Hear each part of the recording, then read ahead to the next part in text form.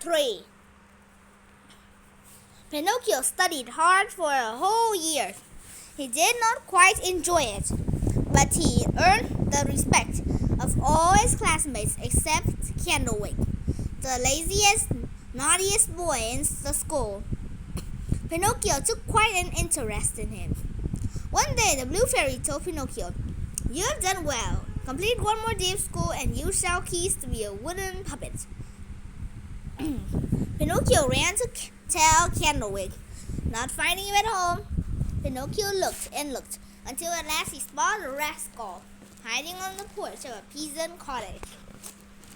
To the Pinocchio's surprise, Candlewick did not seem impressed to learn that Pinocchio would soon become a boy.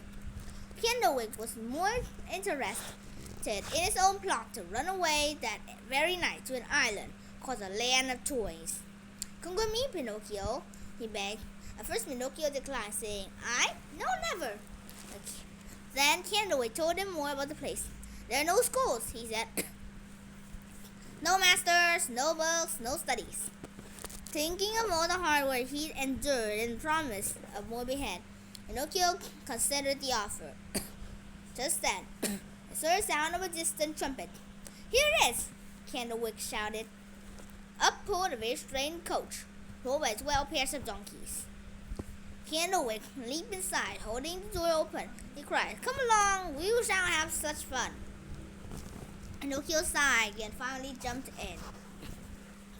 In the Land of Toys, all that anyone did was play and shout and ride bicycles.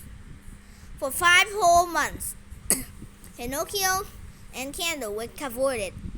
Pinocchio hardly remembered his promise to the Blue Fairy, though he did think of his father with sorrow from time to time. Now one morning, he awoke and scratched his head and discovered that large ears had grown there. Pinocchio put on a big cotton cap and went outside to see Candlewick, who also wore a hat. "Excuse me," said Pinocchio, "will you let me see your ears?" "On the count of 3, let's remove the caps," Candlewick said. On the third count, they did so, and all they suffered from the same condition. They began to point and laugh at each other until the laughter turned to loud braying. Then they grew tails and hooves, and they began to walk on all fours. Just then, who should approach them but the coachman, who had taken them to the Land of Toys. And he put halters on the 2 donkeys that led them to the market, where he sold them, each to a different master. Pinocchio was the ringmaster in the circus. He brought Pinocchio out into a ring full of onlookers and made him jump through a hoop. On the third leap, one of Pinocchio's hooves caught, and he fell, injuring his leg. "I have no use for a lame donkey," the ringmaster muttered, hurrying him off stage. That night, he threw Pinocchio into the sea. Pinocchio sank into the watery depths, for as a donkey, he didn't know how to swim. He was at the point of drowning, when suddenly a shoal of fish surrounding him and nibbled all the donkey flesh from his body. All that remained was a wooden puppet that had been trapped inside. Now Pinocchio floated straight to the top of the water, where he caught sight of a blue goat standing on a cliff above. It could be none other than his fairy, who sent the fish, just as he once stubborn woodpeckers, to fix his nose. He had no time to rejoice, however, for a giant shape moved below him. It was, in fact, a hungry, bristly dogfish. The monster swallowed all the fish and Pinocchio in one gulp. Pinocchio awoke to utter darkness. He listened, but he could hear no noise. Only from time to time, great gusts of wind blew in his face. Gradually, his eyes noticed a light shining dimly in the great distance. He groped his way toward it until at last he reached a table set for dinner, lit by a single candle. That table sat a little old man whom Pinocchio was shocked to recognize. Do my eyes tell me true? Asked the little old man. Are you really my dear Pinocchio? Pinocchio wanted to laugh, wanted to cry, wanted to say 1,000 things. He could only stammer a few broken words. At last he succeeded in uttering a cry of joy. Oh, my dear Papa, you're alive. I will never leave you, nevermore. Pinocchio and Geppetto flung their arms around one another, and Geppetto recounted how the same night the dogfish had swallowed his boat. It had so swallowed a large merchant vessel. For almost 2 years he had been living off his stores, but now this scandal was all he had left. And there's no time to lose. And Pinocchio, we should run right out Monster Mount. I cannot swim, Geppetto exclaimed. And Pinocchio assured the old man that he would carry him.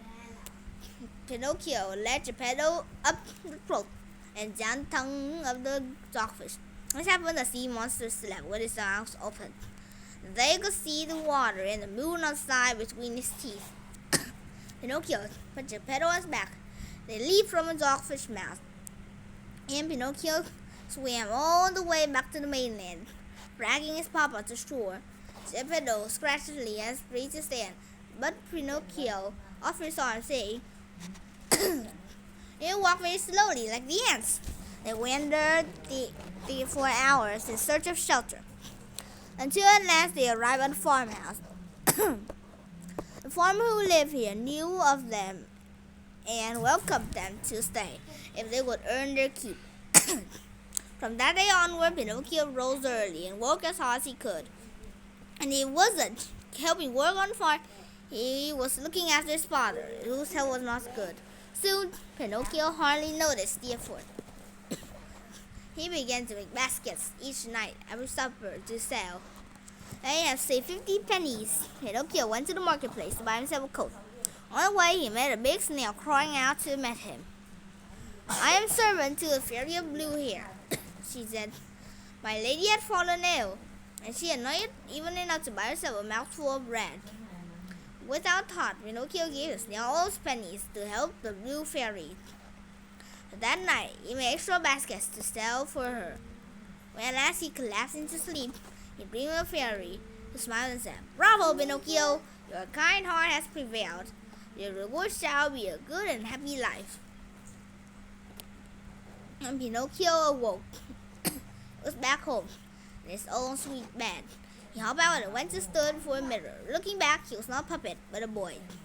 And in the next room, he found his mother, Master Geppetto, the wood carver, in excellent health. "Father, how can this be?" Pinocchio asked. "When ill-behaved boys finally become good," Geppetto said, "they have power to bring their families happen." "And where's the old Pinocchio?" Geppetto pointed to the wall, where a large wooden puppet hung limp. Pinocchio looked at a short time and exclaimed, "How ridiculous I was when I was a puppet! And how happy I am that I have become a real boy. Bye."